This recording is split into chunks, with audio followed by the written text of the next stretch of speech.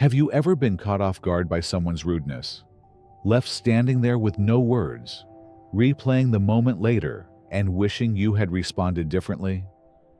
We've all been there, facing people who use sharp words not to speak honestly, but to cut, to control, to make themselves feel bigger by making you feel smaller.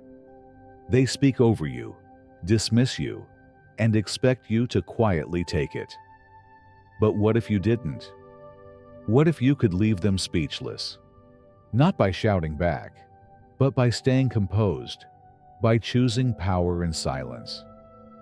In this video, we explore how the wisdom of Stoic philosophy gives you the tools to face disrespect with strength, not submission. You'll learn how to respond without losing your cool, how to turn their need for dominance into your moment of control. This isn't about getting even. It's about rising above, with calm precision. If you've ever wanted to master the art of staying unshaken, of saying less but standing taller, then what follows will give you the mindset to face any rude encounter and walk away with your dignity intact. Stay with me, because once you understand this, you'll never see conflict the same way again. Number 1. I'm not the one. Try someone who tolerates nonsense.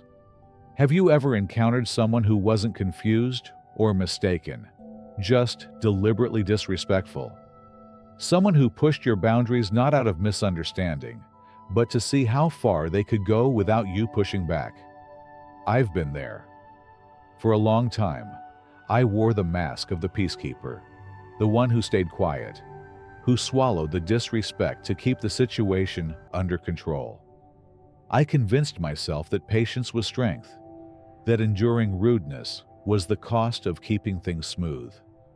But there comes a point, a quiet but undeniable moment, when that kind of silence begins to feel like you're turning against yourself. I remember mine clearly. It was in a meeting during my old job. There was a guy, let's call him Mark. Mark was the type who loved to dominate the room, always late, always loud, never missing a chance to throw in a cutting remark dressed up as humor.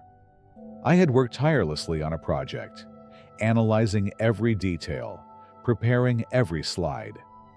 Midway through my presentation, he leaned back, smirked, and said, "Are you sure you're making sense? This sounds like a waste of time." Time slowed. That familiar feeling crept in, the heat in my chest, the voice inside that had been silent too many times before. But not this time. I looked at him, steady and calm, and said, "I'm not here for games.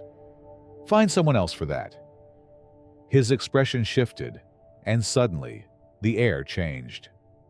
No one laughed. No one stepped in to back him up. Because deep down, they knew he had crossed the line long ago, and someone finally stood firm. Here's the truth they don't often tell you. Rude people thrive in spaces where no one holds them accountable. They're not strong. They're unchecked. Their confidence is built on the silence of others. But when you respond not with rage, but with firm clarity, their illusion of control collapses. They rely on chaos, not because they're fearless, but because stillness exposes them. Their sharp words aren't signs of strength. They're shields against their own insecurities. You don't need to meet them at their level. You don't need to explain yourself or argue. A single composed response, spoken with quiet authority, is enough to end the performance. They mistook your restraint for weakness. That's on them. The moment you choose to no longer participate in their disrespect, you reclaim something vital, your self-respect. And yes, some people won't like the shift. They'll say you've changed. Let them. They'll call you hard to deal with. Let them. You were never meant to accommodate every ego or absorb every slight. You were meant to guard your peace. And real peace is not passive. It's intentional. So the next time someone tries to pull you into their drama, tries to provoke you with sarcasm or dominance, remember, you owe them nothing. Hold your ground, meet their eyes, and with steady resolve, let them know, I'm not the one. That moment marks the beginning of your freedom. And that kind of calm, the kind that no one can shake, is what truly leaves them speechless. Number 2, I'm not offended. I just don't value your opinion enough. There's a quiet strength in realizing that not every voice deserves your attention, let alone your reaction. Some people believe that just because they have an opinion, it should shape how you see yourself, as if their criticism should carry weight simply because they had the audacity to say it. They expect their disapproval to unsettle you, to make you question your path, your choices, even your worth. But here's the truth. I'm not upset because your opinion doesn't hold enough value for me to take it seriously. That's not arrogance. It's understanding where to place your energy. I remember a time this truth became clear to me. There was someone in my life, let's call him Ryan, the type who masked subtle envy with so-called honesty. He always had something to say, not to help, but to poke holes, to make himself feel wiser without ever doing anything courageous himself. I had just shared something close to my heart, a project I'd invested months into. It wasn't perfect, but it was authentic, and that mattered more than anything. Ryan, of course, had to comment. Not sure this is your best look. Kind of awkward, don't you think? But that day, something in me had changed. I didn't rush to explain, to justify, or to argue. I simply replied, calm and steady. I'm not bothered. I just don't place much value on your opinion. No drama, no heat. Just a boundary, set with clarity. What many fail to see is this. Not all feedback is worth considering. Some people speak from places of fear, from jealousy, from a need to diminish others, to feel significant. They haven't dared to create, to risk, to show up authentically, yet they critique as if they've earned the right. If you let every stray opinion into your mind, you'll exhaust yourself trying to appease voices that never mattered. Stoic wisdom reminds us that our minds are sacred ground, not open marketplaces for every passing thought of others. Marcus Aurelius knew this well. He reminded himself that opinions are not truths. They're projections, and often they reveal more about the person giving them than about you. The ones who shout the loudest are usually the furthest from the struggle. They stand safely on the sidelines, throwing stones at those in the arena because it's easier to critique than to create. The real power, it's not in silencing them, but in not needing to respond. When you meet their criticism with calm detachment, you strip away their influence. You show them, and yourself, that their words hold no sway over your path. It's not defiance, it's self-respect. It's knowing that your energy is too valuable to waste on people who haven't earned your attention. So the next time someone tries to undermine your progress, hides their resentment behind a careless joke, or offers their judgment without invitation, remember, you don't owe them anything. Not your anger, not your validation, not your time. Just a simple truth. I'm not offended because I don't need your approval to live fully. That kind of peace is beyond their reach, and that's exactly why it's so powerful. Number 3, that's a strange way to beg for attention. Some people don't throw insults because they're bold or truthful. They do it because they're desperate to be seen. Their words aren't a reflection of honesty, but a cry for relevance, a clumsy attempt to pull focus when they feel invisible. It's not about you. It never was. It's about filling their own emptiness with noise. about grabbing at anything or anyone who might respond, just to feel like they matter for a fleeting moment.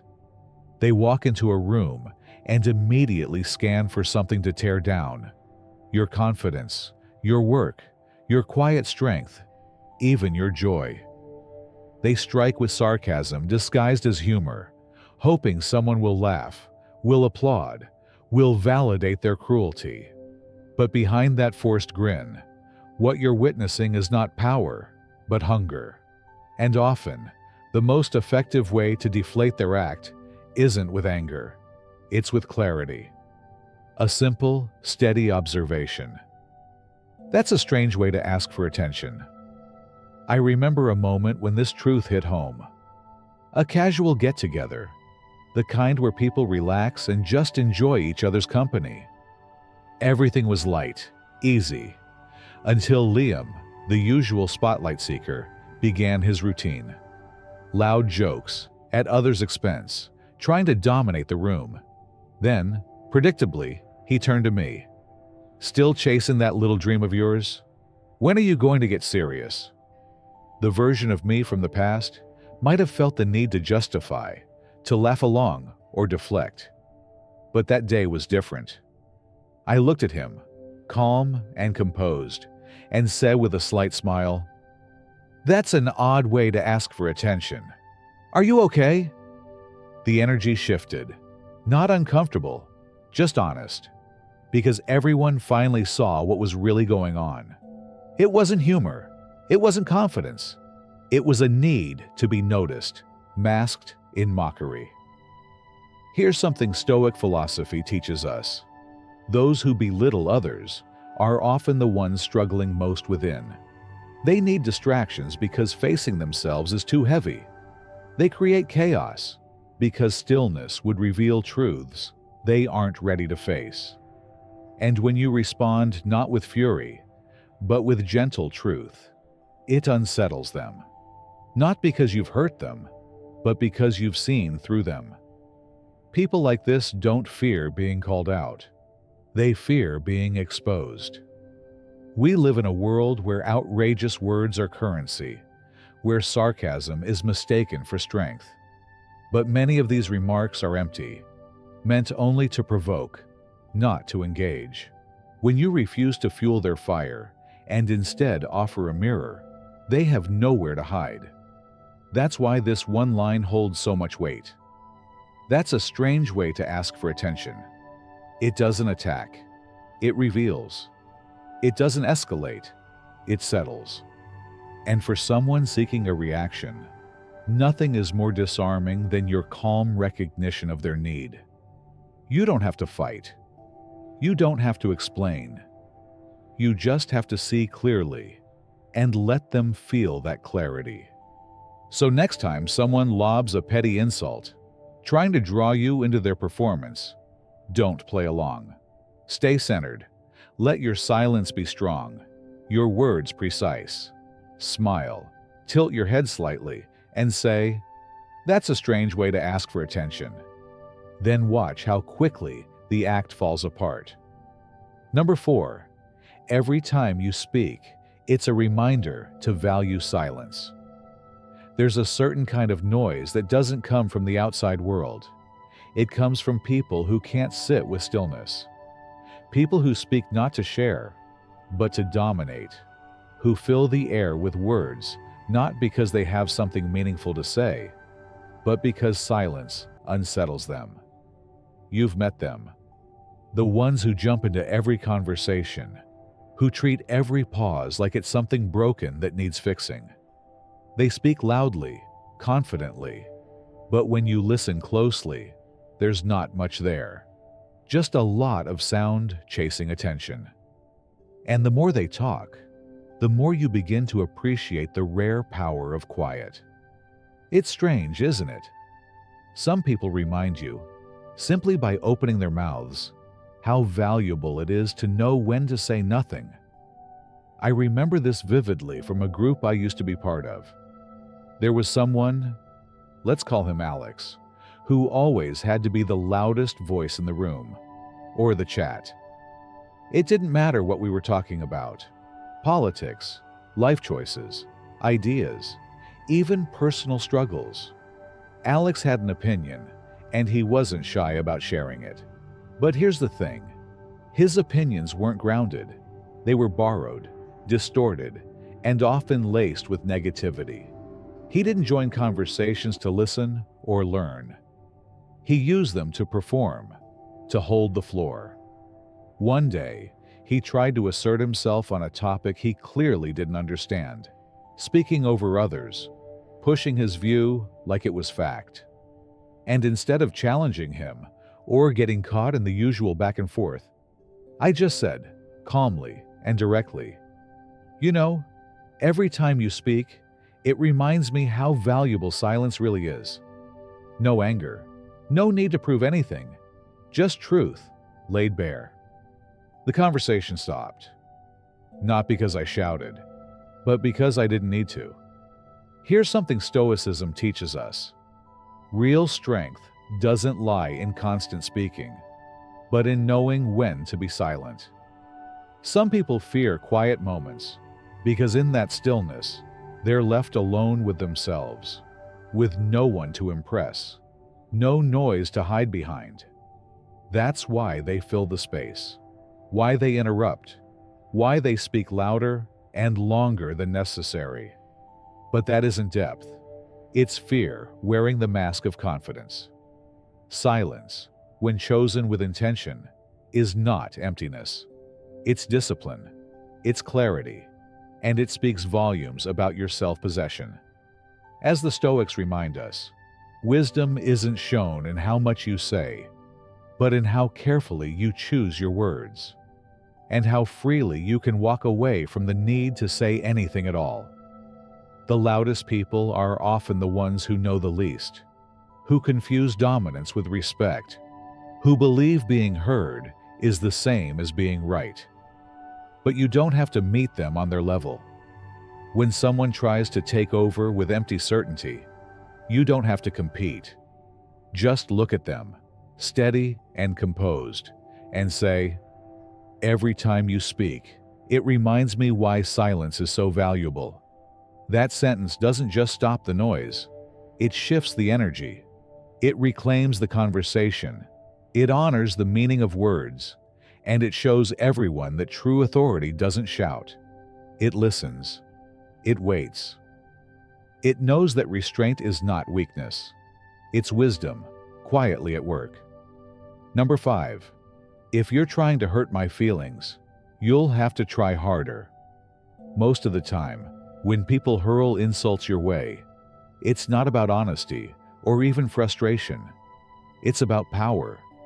They want to see if they can shake you, if they can pull you off balance just enough to feel like they've won something.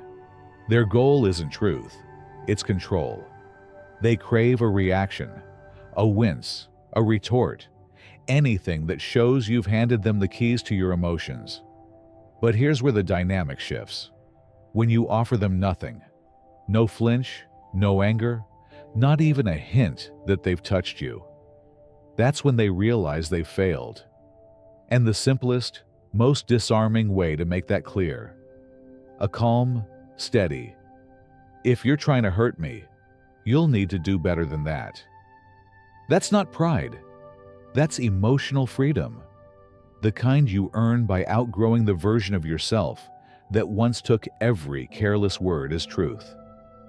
I remember those days well, when even small remarks cut deep. I was younger, still figuring out who I was, and I let people like Tom, a guy who masked his own insecurities by mocking others, get under my skin.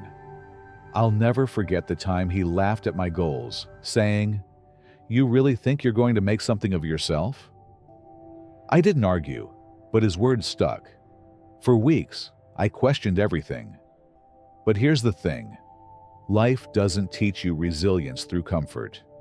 It teaches you through moments like that. Through rejection, failure, betrayal. It strips you down until you have no choice but to build something stronger, something real. Over time, I stopped giving weight to voices that hadn't earned it. Not because the world got softer, but because I grew sharper. The truth is, insults only cut when they echo something we fear might be true. But once you've faced yourself, once you've stood in the wreckage of disappointments and come out the other side, you realize most of these jabs are hollow. They bounce off. They don't touch the person you've become. So now, when someone takes a shot, trying to stir up doubt or chip away at my calm, I don't react. I don't justify. I meet their gaze, steady, and say, "You'll need to try harder if you want to break me." Because if a lazy insult is all you've got, you're wasting both our time. Here's the uncomfortable reality. Some people thrive on making others shrink. They feel bigger when you feel small. They want you to react, to crumble, because it gives them control. But when you stay rooted, unbothered, you take back every ounce of power they hope to claim. That line, it's more than a clever response. It's a declaration. It says, "I am not yours to manipulate. I've been through more than you know, and I'm not here to play your game." It's not about pretending people aren't trying to hurt you. It's about refusing to let them succeed. Stoic wisdom tells us true freedom comes from mastering our reactions. Choosing not to respond with emotion isn't weakness, it's strength. When you've stumbled, when you've lost, when you've been underestimated and still found a way forward, you learn that most insults are just noise. So the next time someone tries to shake your confidence with a smirk, a dig, or a sarcastic shot, don't rise to it. Don't lower yourself. Just smile, hold your ground, and say, "If you're trying to hurt me, you'll have to do better than that." And then walk away. Not because you're avoiding the fight, but because you've already won. Because true strength is quiet, and those still searching for it won't understand the power of someone who no longer needs their approval to stand tall. Number 6. You're not on the level to get a reaction from me. Why does this line land with such weight? Because it doesn't stoop to insult. It rises above. It doesn't fight for dominance, doesn't get entangled in petty games. Instead, it quietly removes the other person from the conversation altogether. It's not about proving anything. It's about making it clear they don't even qualify for your attention, let alone your reaction. And that kind of dismissal, delivered without anger or theatrics, speaks volumes. It's not loud, but it's final. There are always two kinds of people when conflict arises: those who genuinely seek resolution, and those who thrive on disruption. The latter don't care about understanding or truth. They're not there to exchange ideas. They're there to provoke, to stir up emotions, to pull you into a performance where they control the script. Their goal? To make your reaction their prize. But when you tell them, "You're not even on the level to get a reaction from me," you quietly dismantle their entire performance. You take away the one thing they came for: your energy. Let me share something that brought this lesson home for me. Back at an old job, there was a guy, let's call him Brian. Brian wasn't known for contributing anything meaningful, but he loved tension. He'd sit in meetings, waiting for his chance to throw in a sarcastic remark, to unsettle someone just enough to shift the focus to him. One day, I was leading a presentation, something I'd worked hard on: clear, solid, professional. Midway through, right when the room was locked in, Brian leaned back and said with a grin, "Impressive, considering you're usually the last to finish anything." Now, years ago, that would have gotten under my skin. I might have clapped back, tried to defend myself, or even shut him down with a sharp comment. But that day, I didn't need to. I turned, looked at him calmly, and said, "You're not at the level where you get a reaction from me." And just like that, I turned back to the room, picked up where I left off, and left his comment hanging in the air, untouched and powerless. The room shifted, not because I silenced him with volume, but because I made him irrelevant. People like Brian feed off acknowledgement, even negative. When you deny them even that, you reveal something they don't want to face, that their noise has no real weight, no real influence. Here's the deeper truth that Stoic philosophy teaches us. You don't have to win every verbal exchange to stand tall. You win by knowing who deserves your energy and who doesn't. Not everyone qualifies for a place in your emotional space. Your peace isn't for sale, and it's certainly not up for grabs to those who show up just to disturb it. That's why this line holds power. It tells them what they fear the most. You're not bothered, you're not shaken, and you don't even view them as worthy of a response. They're not a challenge. They're just noise. And when you carry on without breaking your stride, they realize they never had the hold on you they believed they did. How do you deliver it? Calmly. Look them in the eye, steady, certain. Say it once, then move on. Change the focus, return to your task, or simply walk away. No explanations, no justifications. Let your silence echo longer than their attempt to provoke. Because in a world where people are desperate to feel powerful by disrupting others, your refusal to engage is the ultimate act of strength. So the next time someone tries to throw you off balance, to pull you into a conflict that doesn't serve you, stay centered. Meet their gaze and simply say, "You're not on the level to get a reaction from me." And then carry on, like the storm never touched you, because it didn't. Number 7, that was a lot of effort, just to sound insecure. This comeback doesn't require shouting. It doesn't demand attention. It doesn't even show a flicker of emotion, and yet it lands with undeniable force. Why? Because it cuts straight to the truth that many rude people spend so much energy trying to bury: their insecurity. They hide behind bravado, behind sarcastic remarks and veiled insults, hoping no one sees the fear underneath. They think if they speak loudly enough, sharply enough, they'll rise above. But one calm response, that's a lot of effort just to sound insecure, shatters that illusion completely. You're not fighting back. You're holding up a mirror. And nothing is more uncomfortable for someone pretending to be something they're not. I remember a moment that made this crystal clear. I had poured myself into a project for weeks. Late nights, detailed planning, real work. I was presenting it to the team, confident and composed. Right as I paused, letting the weight of my ideas settle in, a colleague, let's call him Jason, leaned back and said with a smirk, "Wow, you make it sound impressive. I'll give you that." It wasn't a compliment. It was a calculated shot meant to undercut, to get a laugh, to throw me off balance. But instead of defending myself, instead of justifying or responding with frustration, I looked at him, steady and quiet, and said, "That's a lot of work just to sound insecure." And then I paused. The room froze. Not because I was aggressive, but because I wasn't. Not because I shouted, but because I didn't need to. The laughter he wanted never came.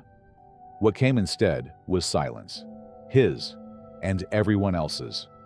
Because the truth didn't just hit him, it hit everyone. This line works because it flips the script. Suddenly, you're not the target. They are. You're not caught in their game. You're watching it from above. You're not reacting emotionally. You're responding with insight. And that's powerful, because people who rely on insults for validation aren't prepared for someone who sees right through them. Here's the deeper truth. Most people who throw jabs do it to mask their own doubts. Their need to belittle others is a reflection of how small they feel inside. But when you refuse to play along, when you stay rooted, calm, untouchable, they lose the one thing they wanted: control over you. And when you gently call out what's really behind their words, you expose their weakness without ever raising your voice. Want to make it even more effective? After you say it, pause. Let the silence fill the space. Let them sit with it. Don't add. Don't explain. Don't smile to soften it. The silence becomes part of the message, because the real sting isn't just your words. It's that everyone else sees them now too. So the next time someone tries to dress up an insult as humor, tries to chip away at your confidence under the guise of banter, stay still, stay sharp. Look at them and say, "That's a lot of effort just to sound insecure." Say it with calm certainty, and then step back. Let them wrestle with the truth on their own. These responses aren't just clever, they're boundaries. Quiet, clear, and powerful. They say, "You don't get to disrupt my peace just because you're uncomfortable in your own skin." Real strength isn't loud, it's steady. It's in how little you let other people's noise shake your core. So don't get pulled into their storm. You don't need to battle for dignity. It's already yours. One sentence, delivered like a scalpel, can cut through more noise than 1,000 shouted words. Let your calm be louder than their chaos. Let your silence linger longer than their insecurity ever could. And when you walk away, it's not retreat, it's focus. You've got better things to do. A life to build, a mind to sharpen, peace to protect. If this resonates with you, drop "stay silent" in the comments. And if you want more of this, strength through stillness, wisdom without the noise, subscribe. Quietly, there's more to come. Until then, stand tall, speak with purpose, and protect your peace. In this video, we explore how to stay calm and powerful when facing rude or insecure people. Learn simple, stoic responses that protect your peace and expose disrespect without raising your voice. True strength comes from knowing when to stay silent. Thank you for watching. Share your thoughts in the comments, and don't forget to subscribe for more Stoic wisdom.